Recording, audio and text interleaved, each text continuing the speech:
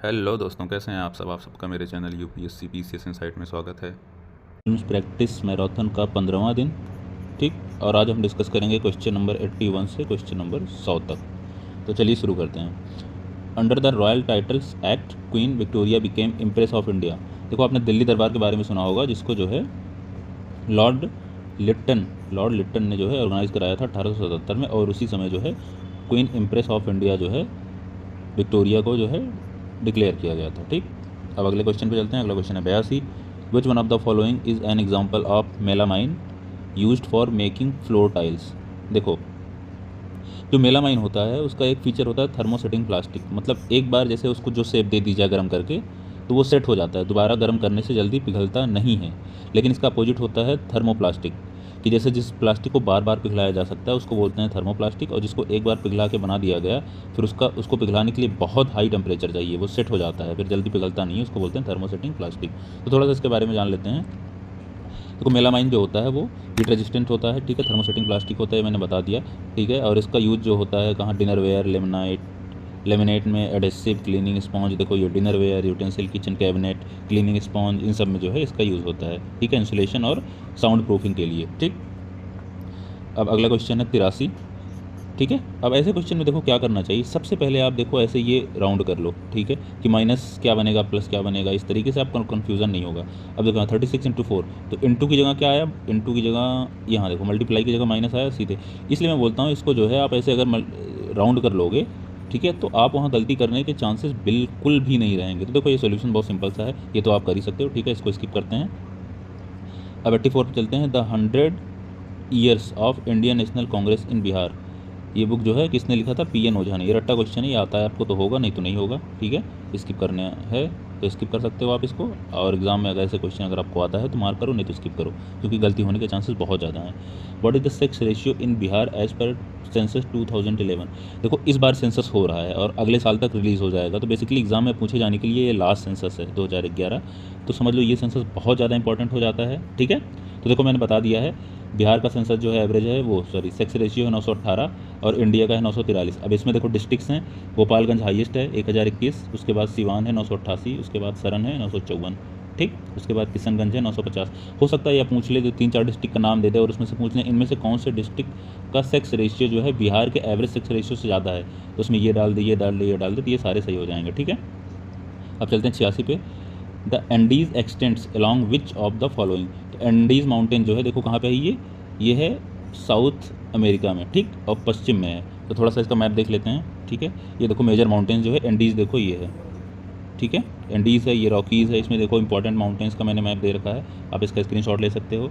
ठीक है, यहाँ पे डार्केंसबर्ग है, ये है एटलस माउंटेन है, ये एप्लांसियन है। ठीक है, स्कैंडिनेविया, यूराल, हिमालयाज। ठीक, आप इसका स्क्रीनशॉट ले सकते हो, नहीं तो डाउनलोड भी कर सकते हो इंटरनेट से। अब अगले क्वेश्चन पे चलते हैं। चतनामा वॉज ट्रांसलेटेड टू पर्सियन।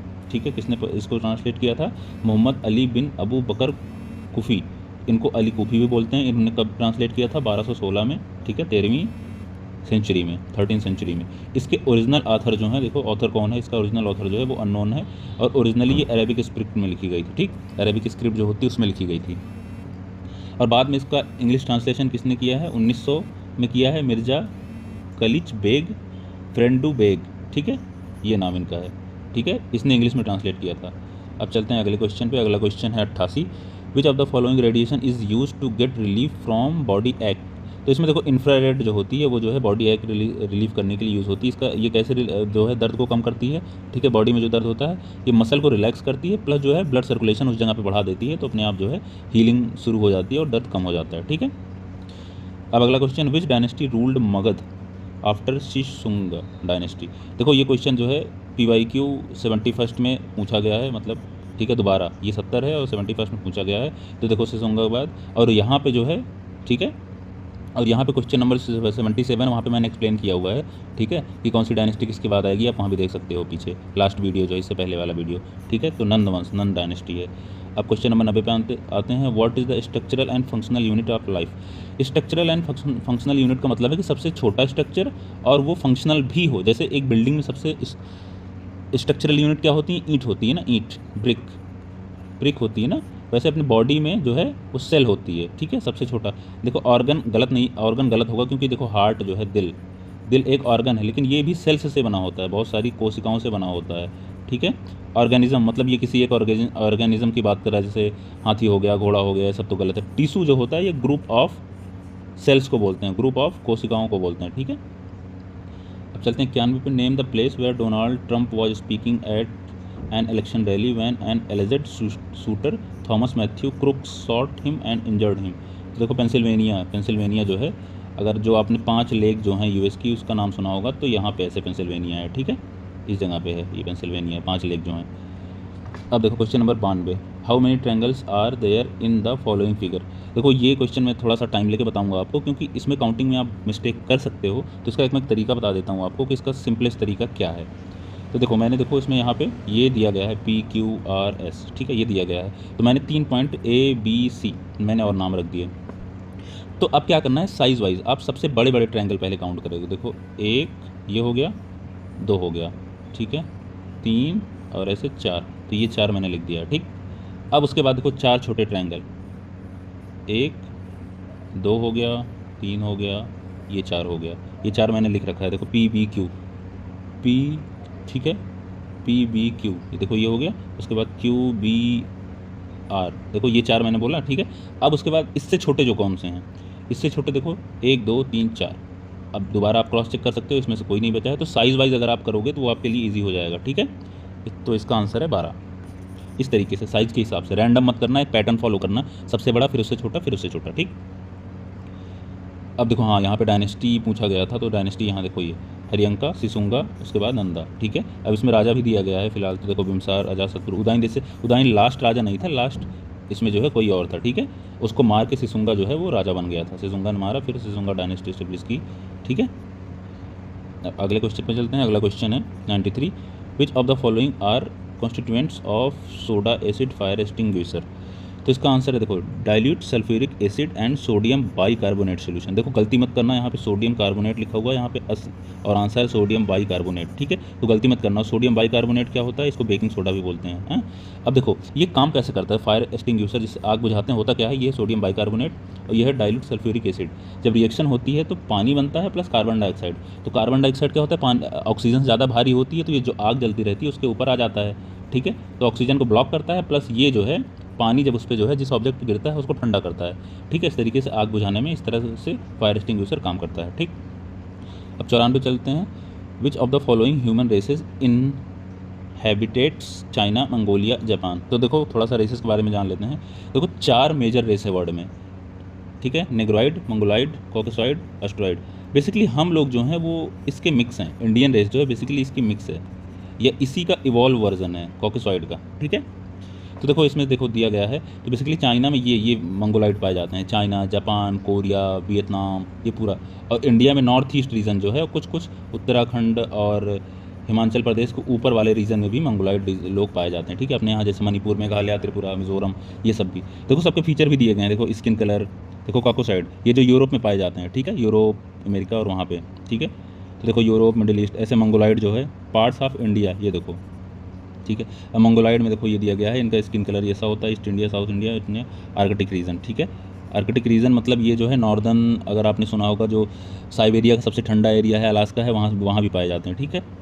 अब अगले क्वेश्चन पे चलते हैं। अगला क्वेश्चन है 95, who among the following Indian capitalist was not the architect of Bombay plan, ठीक है। वैसे इसका आंसर है धीरू भाई अम्बानी। अब सोचो धीरू भाई अम्बानी जो है कब मिलेनियर बने थे, वो बने थे 1980-90 के आसपास ना। तो ये प्लान कब का है, 1944-45। तो आप एक तो इस तरीके से इसको आंसर को जो है एलिमिनेट करके आप पता कर सकते हो आंसर। फिलहाल तो इस आंसर के बारे में थोड़ा सा जान लेते हैं। 95 देखो बॉम्बे प्लान जो है 1994 के आसपास, और ये किसने 8 जो है इंडस्ट्रियलिस्ट थे फेमस, उन्होंने जो है क्या किया था, और उन्होंने बोला था कि इनका प्लान जो था स्टेट इंटरवेंशन, प्लान इकोनॉमी, ठीक है। और प्लान क्या था, डबल पर कैपिटा इनकम और ट्रिपल नेशनल इनकम 15 साल में। अब इसमें देखो कौन कौन थे, JRD टाटा, GD बिरला, पुरुषोत्तम दास, ठाकुर दास, श्री राम दास, AD श्रॉफ, ठीक है, कस्तूर भाई, लाल भाई, जॉन मथाई, ठीक है। अब देखो इन्होंने क्या टोटल इन्वेस्टमेंट 15 साल के लिए 10,000 करोड़ का प्लान किया था। इसमें क्या था, कैपिटल गुड प्रोडक्शन और social development, universal primary education, universal health care. सोचो 1944 से अब तक कितने साल हो गए, आप खुद सोचो, लगभग जो है 100 साल हो गए हैं, और इनका आइडिया तब था यूनिवर्सल हेल्थ, यूनिवर्सल एजुकेशन का, लेकिन इंडिया में, भारत में अभी भी यूनिवर्सल हेल्थ और यूनिवर्सल एजुकेशन लागू नहीं हुआ है। तो आप सोच सकते हो ये लोग कितने विजनरी थे, और हम जो है इनके प्लान से कितने पीछे हैं। कोई भी स्टेट गवर्नमेंट हो, कोई भी सेंट्रल गवर्नमेंट हो, कोई भी इसको जो है सही तरीके से इम्प्लीमेंट नहीं किया है अभी तक। ठीक है, 96 पे चलते हैं। Which community was categorised as scheduled caste by a 2015 Bihar government notification which was quashed in July 2024 by Supreme Court, ruling that states cannot make changes to SC list published under Article 341 constitution. देखो, article 341 constitution के अंदर हम सिर्फ president जो है वो declare कर सकता है कौन सी कास्ट जो है वो SC है और ST है। ठीक है, फिलहाल तो इसका आंसर है टांटी टांटवा। ठीक है, लेकिन जो है OBC के केस में ऐसा नहीं है। पहले ऐसा था कि स्टेट और सेंटर दोनों डिक्लेयर कर सकते थे, बाद में सेंट्रल ने जो है स्टेट से ये पावर ले ली, लेकिन फिर अभी 2021 में जो है 1/5 अमेंडमेंट से ये पावर फिर से स्टेट को लौटा दी गई है। तो आप याद रखना कि 105वां कॉन्स्टिट्यूशनल अमेंडमेंट है कि OBC का डिक्लेरेशन स्टेट खुद कर सकता है। ठीक है, स्टेट को फिर से वो पावर लौटा दी गई है। और आर्टिकल कौन सा है? 342A। और OBC की 2 लिस्ट होती है, स्टेट लिस्ट और सेंट्रल लिस्ट, लेकिन SC के केस में जो होती है वो सेंट्रल लिस्ट जो होगा वही स्टेट लिस्ट भी होगा, क्योंकि सिर्फ सेंट्रल गवर्नमेंट को पावर है SC/ST डिक्लेयर करने के लिए। 97 पे चलते हैं। What was the chief economic foundation of triangular commerce between India, China, England? Opium. देखो, इसका आंसर है ओपियम। और ये आंसर क्यों नहीं? देखो, ब्लैक पेपर डायरेक्टली इंडिया से इंग्लैंड जाता था, लेकिन इसमें बोला है ट्रायंगुलर। ठीक है, आपस में तीनों के बीच में हो रहा है। और सिल्क जो है ज़्यादातर चाइना से या तो इंग्लैंड चला जाता था या इंडिया से। लेकिन ओपियम के केस में क्या होता था, इंडिया से पहले ओपियम चाइना जाता था, अब उसी पैसे का यूज करके चाइना से जो है इंग्लैंड जो है चाय को जो है वो इंग्लैंड ले जाते थे। ठीक है, फिर वो जो प्रॉफिट कमाते थे उसको इंग्लैंड में इन्वेस्ट करते थे, या तो जो है इंग्लैंड के थ्रू इंडिया में रेलवे में या और भी ऐसे फाइनेंसेज में इन्वेस्ट करते थे। तो ये ट्रायंगल बन रहा है। ठीक है, अब चलते हैं 98 मुंगेर हिली रीजन। इसमें पूछ रहा है किसका पार्ट है। ठीक है, तो इसका जो है साउथ हिली रीजन का पार्ट है, लेकिन देख ले, थोड़ा सा जान लेते हैं। देखो, मुंगेर को खैर किसने बनाया था? चंद्रगुप्त II ने इस्टेब्लिश किया था।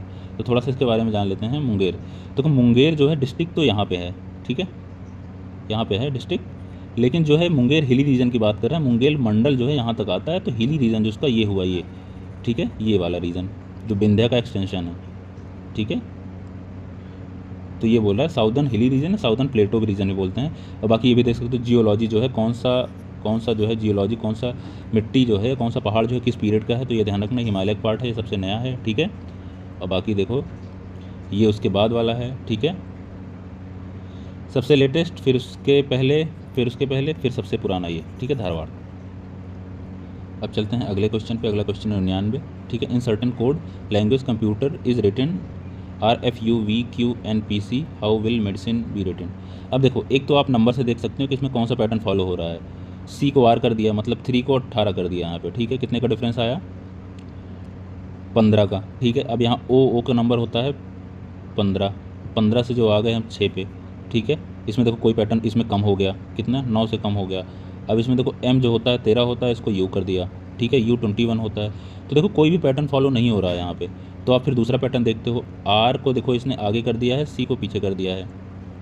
ठीक है, अब देखो अब क्या किया है इसमें, देखो पीछे E को जो है, अब देखो यहाँ पे 4, इसको 2 पार्ट में डिवाइड कर दो। ठीक है, अब देखो R को सेम रख दिया है, E को 1 आगे बढ़ा दिया, F कर दिया, T को 1 आगे बढ़ा दिया है, ST U कर दिया है, और U को V कर दिया, 1 आगे बढ़ा दिया है। सेम देखो C को यहाँ किया है, O को 1 आगे बढ़ा के P कर दिया है, M को 1 आगे बढ़ा के N कर दिया है, F और P को 1 आगे बढ़ा के Q कर दिया। तो सेम पैटर्न यहाँ फॉलो करना है। तो सबसे पहले क्या है इसमें, देखो फर्स्ट वर्ड को पीछे वाले वर्ड को आगे किया है, ऐसे क्रॉस कर दिया है। तो सबसे पहले आप जान लो E पहले आएगा और M बाद में आएगा। तो कहाँ पे है? देखो यहाँ पे। अब इन दोनों में से कोई ऑप्शन होगा। अब ये देख लो, अब देखो EOJ सेम है, EOJD सेम है। इसका मतलब स्टार्टिंग के 4 जो है दिमाग लगाना कोई मतलब नहीं, क्योंकि वो सेम है। तो अब जो है यहाँ पे दिमाग लगाते हैं। देखो तो M जो है लास्ट में चला गया। ठीक, अब E का जो है 1 बढ़ाना है, E को F कर देना है। तो E को F हो गया, ये हो गया आंसर। ठीक, अब 100 पे चलते हैं। 100 क्वेश्चन, ये हमारा लास्ट क्वेश्चन है। Malik Kafur also known as 1000 दिनारी वॉज बॉट बाई होम? ठीक है, इसका आंसर है नुसरत खान। देखो नुसरत खान ने ख़रीदा नहीं था, नुसरत खान ने इसको पकड़ा था गुजरात कैंपेन में। ठीक है, लेके आया था। इसको 1000 दिनारी क्यों बोलते हैं? कि इसको सबसे पहले जिसने ख़रीदा था, ठीक है, उसने इसको 1000 रुपये में, 1000 दिनार में ख़रीदा था, इसलिए 1000 दिनारी बोलते हैं। और ये मलिक कपूर जो है ये ट्रांसजेंडर था, ट्रांस था। ठीक है, ये ट्रांस था। और इसको नुसरत खान ने पकड़ा था। नुसरत खान जो है अलाउद्दीन के टाइम में जनरल था। ठीक है, और गुजरात कैंपेन में 1299 में पकड़ा था। ठीक, और इसका नाम जो है ताज अल दिन इस दौला भी है, ठीक है, मलिक कपूर का नाम। तो थोड़ा सा इसके मलिक कपूर के बारे में जान लेते हैं कि इसने जो है बाद में ये अलाउद्दीन का जनरल हो गया था। इसने मंगोल इन्वेजन 1306 को उसने जो है फेस किया था, हराया था मंगोल को। फिर siege of Devagiri Yadav dynasty जो है, ठीक है, उनको हराया 1308 में। फिर siege of Warangal Kakatiya dynasty 1310 में इनको हराया। सीज ऑफ दुसरत, ठीक है, दोरस मुद्रा, ठीक है, 1311। फैसाला डायनेस्टी थी, ठीक है, इनको हराया। बाद में पांड्या तक पहुंच गया था 1311 में, ठीक है। और इसको इक्ता भी मिला था 1309 से 1310 रापरी रीजन का, ठीक।